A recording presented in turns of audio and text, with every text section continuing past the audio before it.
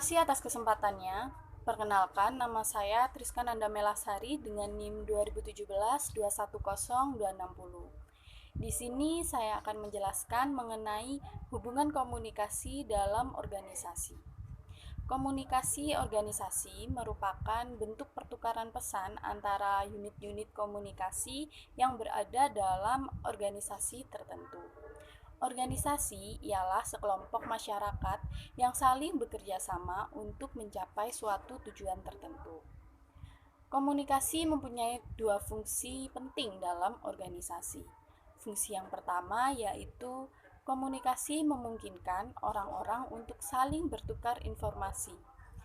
Kemudian fungsi yang kedua yaitu komunikasi membantu menghubungkan sekelompok anggota organisasi yang terpisah dari anggota lainnya dalam organisasi. Jadi, untuk mencapai tujuan suatu organisasi, diperlukan adanya suatu proses komunikasi yang dapat mentransfer pesan-pesan dari pengirim ke penerima pesan dalam organisasi. Selanjutnya yaitu peran manajerial. Manajer pada semua level dalam suatu organisasi bisnis memiliki peran strategis dalam berkomunikasi. Menurut Mintzberg, terdapat 3 peran manajerial yang dapat diterapkan. Peran yang pertama yaitu peran antar pribadi. Peran antar pribadi terdiri atas tokoh figur, yang mana manajer harus mewakili organisasi untuk kegiatan-kegiatan yang berada di luar organisasi. Yang kedua yaitu sebagai pemimpin. Manajer harus bisa mengordinasikan, mengendalikan, memotivasi, dan mendukung bawahan-bawahannya. Yang ketiga yaitu manajer sebagai penghubung. Manajer ini menghubungkan antara personal di semua tingkatan, mulai dari tingkatan karyawan sampai dengan tingkatan yang paling atas, yaitu ketua dalam organisasi tersebut. Peran selanjutnya yaitu peran informasi. Peran informasi merupakan peran dari manajer sebagai pusat penerima informasi dan sebagai penyebar informasi pada seluruh personal. Jadi, manajer ini sebagai pemegang informasi paling mutlak dalam organisasi, yang mana informasi ini nantinya akan disebarluaskan kepada seluruh anggota dalam organisasi. Kemudian peran yang terakhir yaitu peran keputusan. Peran keputusan mencakup manajer berperan sebagai wirausaha, sebagai orang yang menangani gangguan, orang yang mengalokasikan sumber daya organisasi, dan sebagai negosiator apabila terjadi konflik dalam suatu organisasi. Kemudian itulah penjelasan yang dapat saya sampaikan. Selanjutnya akan dijelaskan oleh rekan saya. Terima kasih. Terima kasih atas kesempatannya. Nama saya Elijah Aprilia Dianti, NIM 2018-210038. Di sini saya akan melanjutkan presentasi dari rekan saya, yaitu mengenai kegiatan pertukaran informasi. Jadi di dalam kegiatan pertukaran informasi ini, untuk mencapai suatu tujuan organisasi, diperlukan suatu proses komunikasi. Nah, proses komunikasi inilah yang nantinya akan memungkinkan terjadinya proses komunikasi di mana para anggota organisasi menggunakan suatu bahasa atau simbol-simbol umum yang digunakan. Di samping itu juga ada beberapa fungsi lain, yaitu ada 2. Untuk fungsi yang pertama yaitu komunikasi memungkinkan orang-orang untuk saling bertukar informasi. Lalu yang kedua yaitu komunikasi membantu menghubungkan orang dalam organisasi yang terpisah dengan anggota yang lainnya. Nah, berikut adalah beberapa contoh kegiatan organisasi yang memerlukan pertukaran informasi. Yang pertama yaitu 1. Menetapkan tujuan. Jadi dari kebanyakan organisasi pasti memiliki suatu tujuan, baik itu dalam bentuk formal maupun non formal. Nantinya dari kalangan berbagai karyawan, baik itu dari staf manajemen puncak sampai karyawan biasa, pastinya akan mengalami yang namanya pembahasan yang serius serta cukup matang untuk menetapkan tujuan tersebut. Nantinya dari pembahasan ini akan terjadi proses komunikasi, lalu ada pertukaran informasi.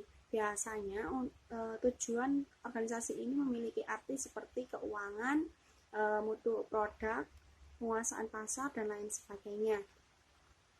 Lalu untuk kegiatan yang kedua yaitu membuat dan melaksanakan keputusan.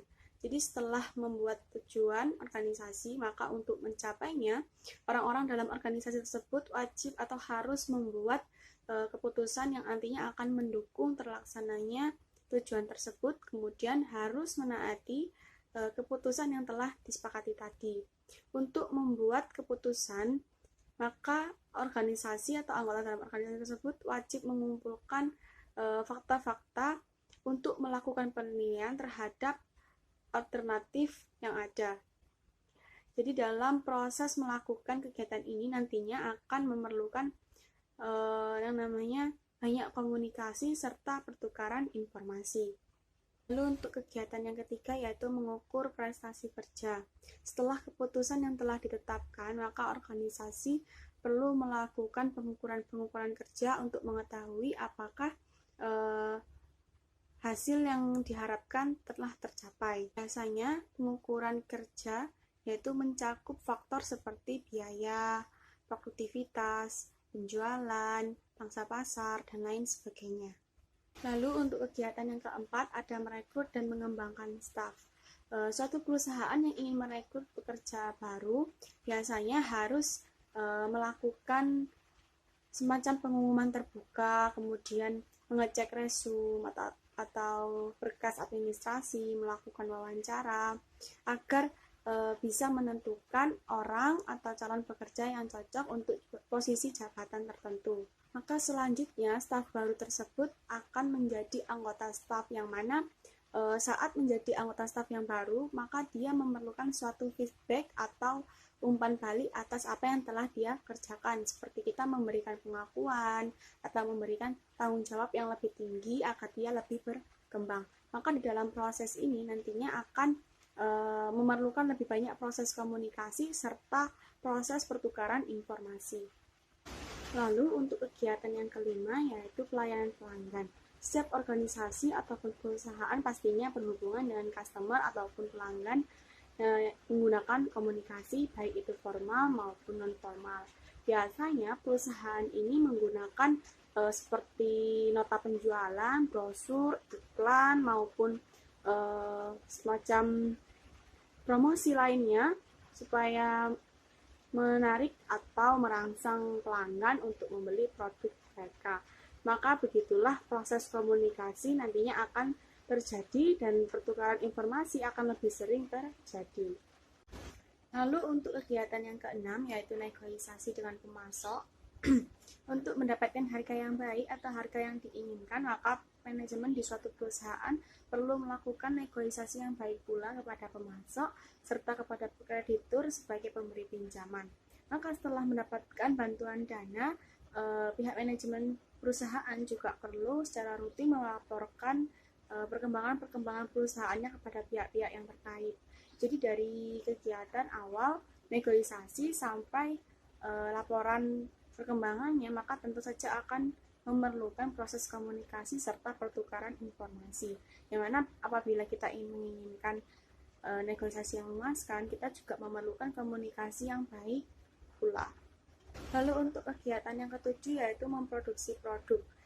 Setelah kita mendapatkan ide atau gagasan mengenai produk baru, maka perlu dilakukan suatu proses produksi mulai dari bahan mentah sampai barang siap menjadi produk yang dipasarkan. Maka diperlukan suatu proses komunikasi dalam kurun waktu proses produksi tersebut, mulai dari perancang yang mendesain produk, kemudian pemasar melakukan penelitian pasar, manajer melakukan kampanye atau promosi produk. Maka dalam tahapan-tahapan tersebut tentunya akan membutuhkan lebih banyak komunikasi pula, entah itu dari manajer ke karyawan, karyawan ke karyawan yang lain, lalu karyawan ke pelanggan. Maka tentunya pertukaran informasi akan terus terjadi untuk mendapatkan hasil yang lebih baik. Kemudian yang terakhir yaitu ada kegiatan berinteraksi dengan peraturan yang ada. Tentunya sebagai pemerintah, sebagai wakil rakyat, pemerintah menetapkan beberapa peraturan-peraturan yang akan melindungi dan juga menjaga masyarakatnya dari tindakan yang sewenang-wenang dari perusahaan, contohnya penentuan jam kerja, penentuan UMR, penentuan jaminan kerja, dan lain sebagainya. Maka tentu saja dari ketentuan-ketentuan ini diperlukan suatu interaksi serta komunikasi serta pertukaran informasi antara perusahaan dengan pemerintah. Itu tadi adalah penjelasan dari saya. Selanjutnya akan dijelaskan oleh rekan saya. Terima kasih.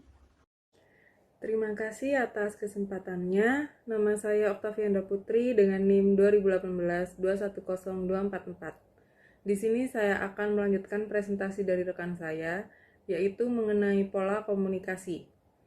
Secara umum, pola komunikasi dapat dibedakan menjadi saluran komunikasi formal dan saluran komunikasi nonformal. Di sini saya menjelaskan tentang saluran komunikasi formal. Dalam struktur organisasi garis, fungsional maupun matriks akan tampak terbagi macam posisi atau kedudukan masing-masing sesuai dengan batas tanggung jawab dan wewenangnya.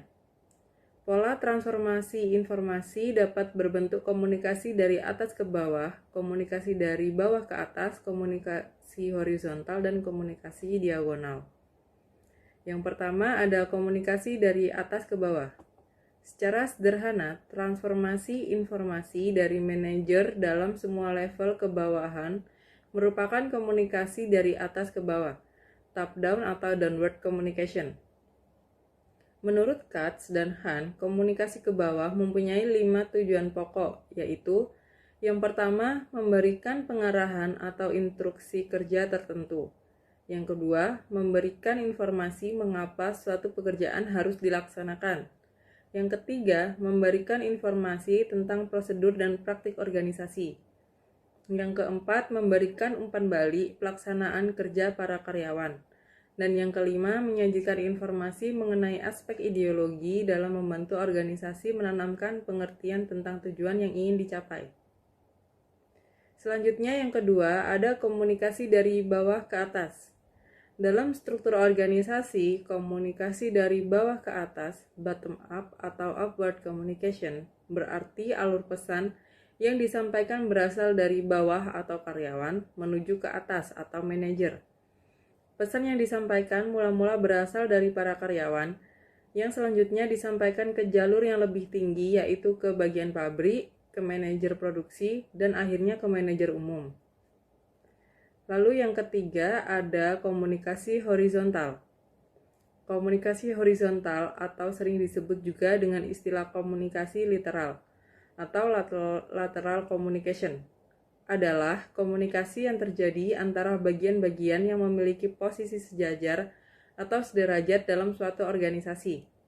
Tujuannya antara lain untuk melakukan persuasi, mempengaruhi dan memberikan informasi kepada bagian atau departemen yang memiliki kedudukan yang sejajar. Selanjutnya yang keempat, ada komunikasi diagonal. Bentuk komunikasi yang satu ini memang agak lain dari beberapa bentuk komunikasi sebelumnya. Komunikasi diagonal atau diagonal communication melibatkan komunikasi antara dua tingkat atau level organisasi yang berbeda. Contohnya adalah komunikasi formal antara manajer pemasaran dengan manajer pabrik dan sebagainya. Bentuk komunikasi diagonal memiliki beberapa keuntungan di antaranya. Yang pertama, ada penyebaran informasi bisa menjadi lebih cepat ketimbang bentuk komunikasi radional. Lalu yang kedua, memungkinkan individu dari berbagai bagian atau departemen ikut membantu menyelesaikan masalah dalam organisasi.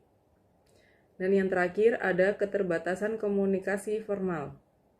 Meskipun sangat penting bagi organisasi besar, namun dampak saluran komunikasi formal kurang menguntungkan dari sudut pandang individual maupun perusahaan. Dilihat dari sudut pandang individual atau perseorangan, komunikasi formal sering membuat frustasi atau menjengkelkan bagi pihak tertentu, khususnya mengenai keterbatasan untuk masuk ke dalam proses pengambilan keputusan. Sekian presentasi dari saya, selanjutnya akan dilanjutkan oleh rekan saya. Terima kasih. Assalamualaikum warahmatullahi wabarakatuh. Terima kasih atas kesempatannya. Perkenalkan, nama saya Muhammad Rudi Setiawan dengan NIM 2018-210528. Jadi di sini saya akan melanjutkan presentasi dari rekan saya, yaitu di mana saya akan menjelaskan materi mengenai saluran komunikasi informal. Jadi di mana untuk saluran komunikasi informal di sini berbeda dengan saluran komunikasi formal. Untuk saluran komunikasi informal sendiri yaitu bersifat di mana komunikasi ini dilakukan tanpa harus memperhatikan jalur hierarki pada struktur perusahaan tersebut. Jadi di sini kesannya bersifat bebas. Untuk implementasinya yaitu di mana hal ini sering dilakukan pada saat jam istirahat, yaitu di mana terdapat supervisor, manajer atau bahkan karyawan dapat saling berkomunikasi untuk saling bertukar informasi. Hal ini dilakukan tujuannya yaitu untuk menjaga rasa kebersamaan dalam suatu organisasi tersebut, di mana jika saling terus berinteraksi maka rasa kekeluargaan akan tumbuh pada organisasi tersebut. Selanjutnya yaitu di mana saya akan menjelaskan materi mengenai cara mengelola komunikasi. Jadi untuk cara mengelola komunikasi di sini terdapat penanganan pesan-pesan rutin. Jadi di mana suatu perusahaan tentu saja akan banyak pesan baik itu tertulis maupun lisan, di mana itu yang jumlahnya cukup banyak. Oleh sebab itu, perusahaan perlu memperhitungkan secara matang. Mengapa harus diperhitungkan secara matang? Dikarenakan untuk pesan-pesan yang begitu banyak tentunya akan menimbulkan biaya. Jadi di mana contohnya yaitu terdapat pesan tertulis, akan banyak biaya yang dikeluarkan untuk melakukan kerjasama dengan pihak lain, yaitu di mana melalui komunikasi secara tertulis. Oleh sebab itu terdapat beberapa faktor untuk mengatasinya, yaitu yang pertama ada faktor mengurangi jumlah pesan, yang kedua terdapat instruksi yang jelas, yang ketiga mendelegasikan tanggung jawab, dan yang terakhir yaitu melatih petugas. Jadi dari keempat faktor tersebut saya akan menjelaskan, yaitu yang pertama mengurangi jumlah pesan, di mana untuk mengurangi jumlah pesan di sini yaitu terdapat seperti hampir mirip dengan saat penanganan pesan-pesan rutin, yaitu di mana perusahaan akan memperhitungkan biaya saat melakukan proses komunikasi, yaitu baik tertulis maupun lisan. Jadi di mana untuk tertulis biasanya melalui surat resmi, dan sedangkan untuk lisan dapat melalui telepon atau WhatsApp. Tentunya baik itu secara tertulis maupun lisan akan terdapat biaya yang dikeluarkan. Oleh sebab itu, perusahaan perlu memperhitungkannya dengan matang. Dengan biaya yang seminimal mungkin, perusahaan dapat melakukan pengiriman pesan baik itu secara tertulis maupun lisan dengan lancar, dengan tujuan utamanya yaitu agar dapat bekerja sama dengan pihak partner kerjanya. Yaitu yang kedua terdapat instruksi yang jelas, yaitu di mana terdapat seorang manajer dan komunikator, di mana di sini mereka harus memberikan informasi dengan jelas kepada bawahannya, di mana untuk agar kegiatan operasional dari perusahaan dapat berjalan sesuai dengan apa yang telah ditentukan oleh perusahaan tersebut. Oleh sebab itu, keakuratan atau instruksi yang cukup jelas sangat penting di sini perannya, yaitu berperan cukup vital. Oleh sebab itu, memberikan instruksi yang sangat jelas akan dapat membantu bawahan untuk melakukan pekerjaannya dengan lancar atau sesuai dengan yang diharapkan oleh perusahaan. Yang ketiga yaitu mendelegasikan tanggung jawab, di mana dalam suatu organisasi sama halnya dengan suatu tim, di mana terdapat seorang pimpinan yang memberikan kepercayaan kepada bawahannya bahwa bawahannya akan bertanggung jawab atas tugas yang telah diberikan. Oleh sebab itu, seorang manajer akan memberikan kepercayaan penuh terhadap bawahannya bahwa bawahannya akan bertanggung jawab untuk menyelesaikan tugas dengan tepat waktu dan sesuai harapan dari seorang manajer tersebut. Yang terakhir yaitu ada melatih petugas, di mana melatih petugas di sini itu yang dimaksud yaitu di mana terdapat berbagai pihak dalam suatu organisasi yang harus diberikan edukasi kepelatihan yang tujuannya adalah agar cakap dalam melakukan komunikasi. Hal ini dilakukan tujuannya agar semua pihak dapat melakukan komunikasi secara optimal tanpa adanya miskomunikasi. Mungkin miskomunikasi tidak dapat dikatakan tidak terjadi dalam suatu perusahaan. Hanya saja perusahaan akan berusaha meminimalisir terjadinya miskomunikasi tersebut. Sekian presentasi yang dapat saya sampaikan. Kurang lebihnya saya mohon maaf, dan presentasi selanjutnya akan dilanjutkan oleh rekan saya. Terima kasih. Wassalamualaikum warahmatullahi wabarakatuh. Assalamualaikum warahmatullahi wabarakatuh. Perkenalkan, nama saya Frinda Cici Ayuni dengan NIM 2018-210736. Di sini saya akan melanjutkan presentasi dari rekan saya. Saya akan menjelaskan terkait penanganan krisis komunikasi. Jadi semakin besar tantangan atau risiko yang dihadapi oleh perusahaan, maka semakin tinggi juga tingkat kemampuan atau keterampilan yang diperlukan atau yang dibutuhkan oleh perusahaan tersebut untuk menyelesaikan suatu masalah. Jadi bagi perusahaan yang menghadapi masalah tentunya harus segera mengambil tindakan untuk menyelamatkan citra atau nama baik perusahaan tersebut. Jadi cara penanganan krisis di perusahaan A tentunya berbeda dengan penanganan krisis di perusahaan B. Namun munculnya suatu krisis dalam perusahaan dapat mempengaruhi masa depan produk atau juga reputasi perusahaan yang bersangkutan. Nah, apabila suatu perusahaan itu gagal dalam menangani sebuah krisis yang terjadi, maka reputasi perusahaan itu akan menjadi pudar dan bisa juga menimbulkan kerugian. Kerugian ini tidak dapat dihindarkan. Dalam kaitannya dengan krisis komunikasi tersebut, ada dua falsafah dalam krisis komunikasi, yaitu bersikap diam atau katakan apa yang sedang terjadi. Nah, menurut para ahli atau public relation itu mengatakan menangani krisis komunikasi dengan menjelaskan masalah dengan terbuka kepada publik atau kepada karyawan, lalu mencari sumber informasi atau sumber masalah dan berusaha mengendalikannya. Ada beberapa hal yang dilakukan dalam krisis komunikasi. Di antaranya adalah yang pertama, siapkan tim yang terampil dan cekatan dalam penanganan krisis. Dengan arti anggota tim harus memiliki kualitas yang baik. Anggota tim memiliki kualitas yang baik itu seperti tim leader, di mana mereka memiliki kemampuan seperti kepemimpinan yang baik. Tim manajemen dengan pandangan bisnis yang luas dan memiliki ide-ide yang kreatif. Tim pelaksana yang memiliki keahlian dan pengetahuan terhadap bisnis, ataupun tim marketing yang memiliki kemampuan mempromosikan bisnis sesuai dengan strategi yang telah ditentukan dan tepat. Dengan adanya hal tersebut, semua tim yang dibentuk oleh perusahaan ini dapat bekerja sama dan saling mendukung dan dapat berjalan untuk mencapai sebuah tujuan yang telah ditentukan oleh perusahaan. Selanjutnya, usahakan agar manajemen puncak segera bertindak pada saat krisis terjadi. Jika terjadi suatu masalah yang tidak diharapkan, manajemen puncak atau tingkat manajemen yang paling atas ini segera melakukan tindakan, entah itu memperbaiki strategi yang telah dikembangkan atau mengeluarkan strategi yang lainnya agar citra perusahaan ini dapat terselamatkan. Selanjutnya, ciptakan sebuah pusat informasi. Hal ini tuh sebagai representasi perusahaan yang dilengkapi dengan berbagai peralatan elektronik komunikasi. Gunanya ini untuk dapat membantu perusahaan mendapatkan informasi atau menyebarluaskan informasi dengan mudah atau secara luas.